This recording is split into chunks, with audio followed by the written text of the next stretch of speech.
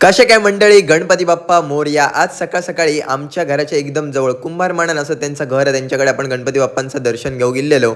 दर्शन वगैरे घेतलं. दुपारचं जसं टाइम झालो, आई बोलली आत्याकडे जाऊया, आपला काम असा.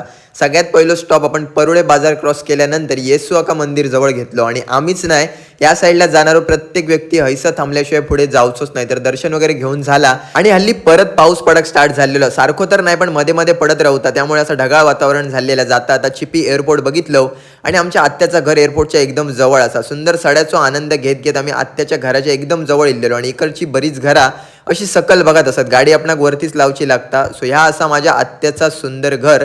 आत्याचा आडनाव असा पवार. घराच्या समोर अशी सुंदर झाडं असत. आणि आता बघताय तुमका पाणी कमी दिसता, म्हणजे ओहोटीचा टायमिंग होतो. आणि बऱ्याच टाइम नंतर मी ओहोटीच्या टायमिंग वरती इल्लेले आहे. माका नक्की याच्याबद्दल माहिती नाही. आत्याच्या मिस्टरांनी माका वेगवेगळी काटेरी झाडं दाखवली आणि कांदळवनांची सुद्धा काय काय माहिती सांगत होते. थोड्याच वेळानंतर झाडा बघता बघता आईच